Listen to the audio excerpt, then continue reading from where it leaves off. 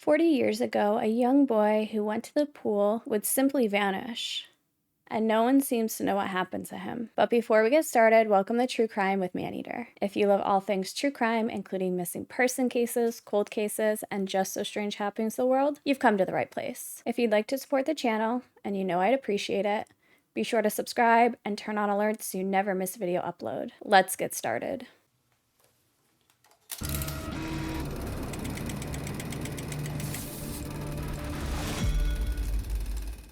In August of 1976, Andy Puglisi was headed to the pool. The 10-year-old boy had been living across the Higgins Memorial pool in an apartment in the Stadium Housing Projects in Lawrence, Massachusetts. His parent Angelo and his mother Faith had recently divorced, and so the little boy and his siblings were getting used to their new life. On the day of August 21st, 1976, as always, it was a super hot day, and the kids were lined up at the entrance of the public pool before the lifeguards could even open the gates. And this day seemed like a typical day for everyone.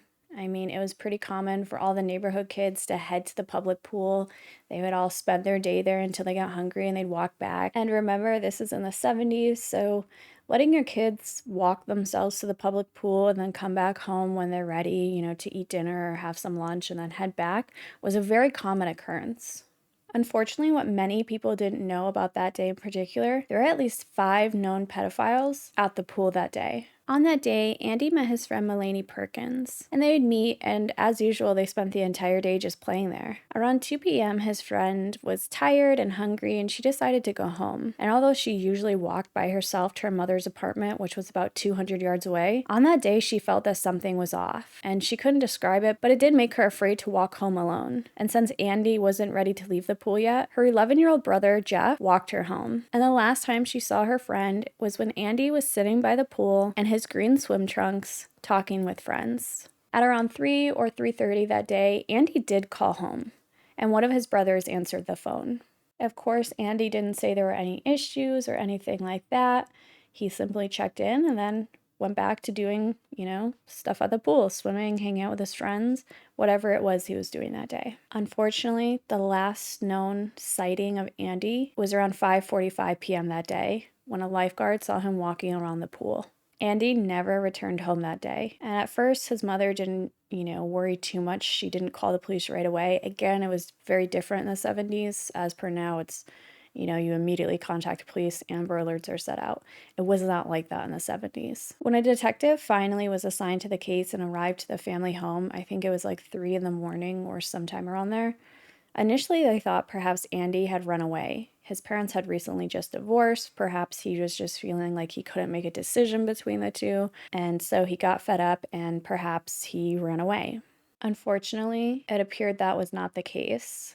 Andy hadn't simply run away, and soon a large-scale investigation was underway. During this investigation, National Guard troops were brought in and they scoured the neighborhood the very next day. There was neighbors assisting and truckers with the CB radios assisting. The dogs were brought in to sniff a local city dump and the woods adjacent to the pool. Unfortunately, the search was later called off. The scary thing is, 2 weeks after Andy's disappearance, a man would be arrested, and what they found in his van was absolutely horrifying. Wayne Chapman was arrested in Waterloo, New York, and in his van, police found Polaroid pictures of naked children, maps of wooded areas, a fake police badge, a pistol, duct tape, and 8 movies of children, child pornography, high-end camera equipment, unfortunately a bloody child's sock, and rope. Wayne Chapman would confess to raping 2 boys in Andy's hometown. And although Wayne Chapman was arrested, police couldn't find any incriminating evidence to say that perhaps he had been the one to abduct and maybe even murder Andy. But in October, they do name Wayne publicly as a suspect in Andy's case. Eventually, Wayne Chapman was sentenced to 2 concurrent 15 to 30-year sentences. And then in March of 1979, Charles E. Pierce confesses to the murder of 13-year-old Michelle Wilson. He's then named a suspect in the disappearance of Janice Pocket, who was from Connecticut. And he's then implicated in the murder of several children in the Connecticut area. In June of 1980, Charles Pierce pleads guilty to second-degree murder of Michelle Wilson, and he is sentenced to life. And although police do go and search for, these missing children that Charles Pierce has confessed to murdering, they don't find the bodies.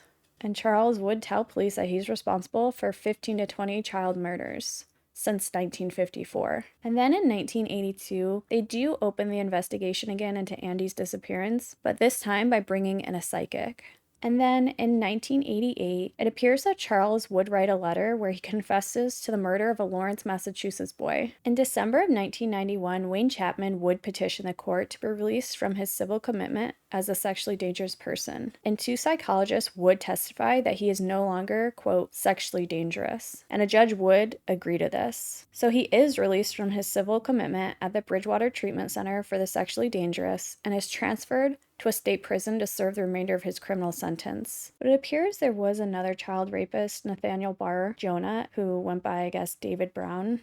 And according to police, he would abduct his victims in a similar fashion. They both dressed as police officers. And they both had victims in Massachusetts. And Wayne and Nathaniel both spent about a decade together while being in the treatment center. And that friend, Perkins, in 1998, begins contacting everyone, telling them that she wants to start a documentary and get to the bottom of what happened to Andy.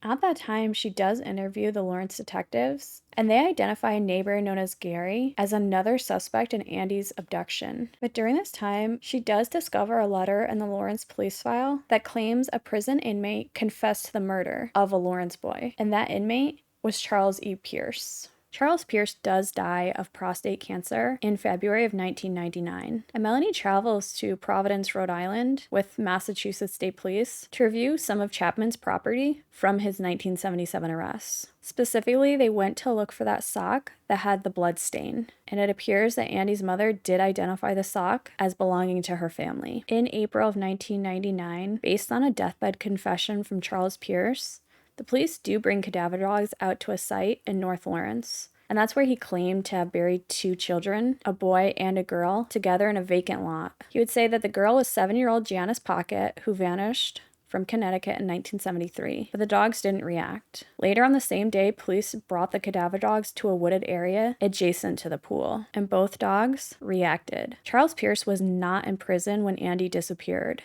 And he did tell police that at the time, he was an acquaintance of Wayne Chapman and that they'd seen each other from time to time in Lawrence. Melanie would meet face-to-face with Wayne Chapman, and he denied any involvement in Andy's disappearance and claimed that he had never been to Lawrence, even though he had been convicted of the rape of 2 Lawrence boys in 1975. And then in December of 2000, Montana police arrest Nathaniel Barr Jonah, aka David Brown, for impersonating a police officer. He was a Massachusetts resident, and obviously he was known as being a sexual predator, and he was held in the Massachusetts Treatment Center for the rape of several children in Webster, Massachusetts. The thing is, 21 bone fragments identified as belonging to children are found in his garage, and a recipe for little boy stew. In 2002, he would be convicted of sexually assaulting a 14-year-old, and he is sentenced to 130 years in prison. Those recipes they found in his house for little boy stew and boy pot pie, several neighbors would later testify that he was a short order cook and he served them meals with a strange tasting meat. Law enforcement did believe that perhaps he cannibalized his victims. In his writing, they did find a reference to a boy known as Alonzo Pudgy, and as we know, Andy's full name is Angelo Puglisi. Andy's mother would later confirm he also had the nickname Pudgy. In October, Wayne Chapman's criminal sentence does end. Around this time, the Oprah Winfrey Show airs a segment of an audio tape where Wayne Chapman talks about following a school bus full of children, fantasizing about what he wants to do to them. School bus just passed me with a load of kids in it. I wonder if there's any boys in there. There comes 2 boys now. One of them looked pretty good there. One of them was about 8 years old, wearing a light blue snowmobile suit. Another school bus just passed, loaded with small children. Boy, would I love to get into some of the stuff that's in them buses. Wow. Woo! And suck it to them good. Some of them scream, man, it hurts, it hurts. Well, feels all right. You want what that means when they say it feels alright. It feels alright, man. Throughout the years and through all of this, police are, taking leads and they're digging for Andy anywhere. They dug near the pool and things like that. So, of course, they're following up leads. They're looking for this little boy who is presumed dead by this point. And they're really not making any progress. They don't have anything. Investigators would dig behind this pool for a reason, not only because this was the last place Andy was, last seen, but two people would come forward during this documentary and say that, right behind the pool in the woods, there was these two square holes dug. These two people would find what they described as finding a rectangular hole in the woods near the pool only a year or two after Andy disappeared. They would describe the hole as being perfectly rectangular with a flat bottom and flat sides. And they said it looked like something had been removed from it, like a chest or a crate or maybe even a coffin. The hole was filled 2 days later, and neither of the two individuals reported the findings until after hearing about the documentary. In October 2015, Melanie is contacted by a person on social media who shares a story of a child who was abused by a convicted pedophile at the pool around the same time that Andy disappeared.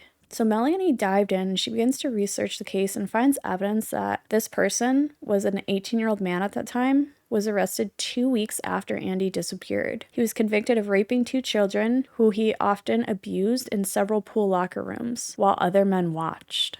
In 2016, Wayne Chapman has a trial by jury to determine whether he remains, quote, a sexually dangerous person. A jury does rule that he is still sexually dangerous, and he's returned to prison. In August of 2019, Wayne Chapman is released into the community. And around February of 2020, news outlets would report that Wayne Chapman is living in a Boston homeless shelter. And in December of 2020, he would be moved into a nursing home in Connecticut that overlooks an elementary school playground. And in October of 2021, Wayne Chapman dies at the age of 73. One of the most truly tragic things about Andy's case is he's still considered missing. Nobody knows what happened to the little boy. And what's even more terrifying is the amount of predators that were at the pool on that day and apparently many other days. Andy went to the pool just to have a nice day and to just be a kid, and he never made it home. And to know that there's just predators sitting at the pool watching children, hoping to harm them, is utterly devastating. It did appear that police had a long list of suspects, and one of them being Wayne Chapman. I mean, they found a child's sock and it was bloody in his vehicle. Of course, this doesn't mean that he's guilty, but, with DNA testing and things like that, one would hope that perhaps police would take that very seriously and, with all of our advanced testing and things like that, check it to see if perhaps it may have been Andy's DNA or, another child's. Nathaniel Bar Jonah, this guy was just absolutely a monster. I mean, he did terrible things to children. I think what's alarming to me, but not surprising, is that abusers kind of all knew and associated with each other. Again, not surprising, but deeply scary and concerning, and the fact that the pool was a really busy, packed community place, and the fact that children were allowed to go there, a lot of times without their parents, because again, 70s, very different. You expect your kids to be safe. You expect them to go to the community pool. You live 200 yards away. They go, they spend all day, they run home, they eat, they go back. And at nighttime, when the pool closes, they head home, they get in bed, they're tucked in safe. And Andy didn't have that opportunity.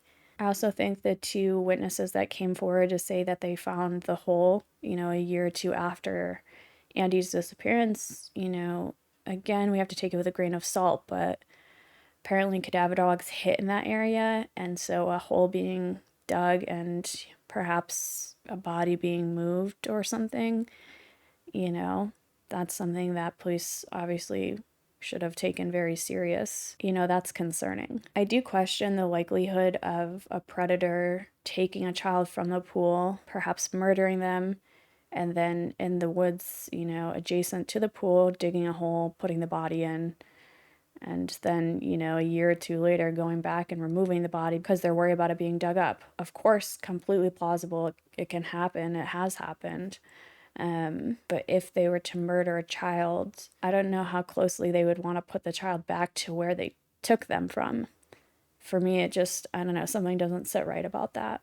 I'm really curious about your guys' thoughts on this case. What happened to Andy? But that's it for today. If you like this video or any other video on my channel, be sure to subscribe and turn on alerts so you never miss video upload. If there's a case you'd like me to cover, pop in the comments below and I'll be sure to get to it. In the meantime, check out some other videos on my channel while you wait for the next upload, and I'll see you then.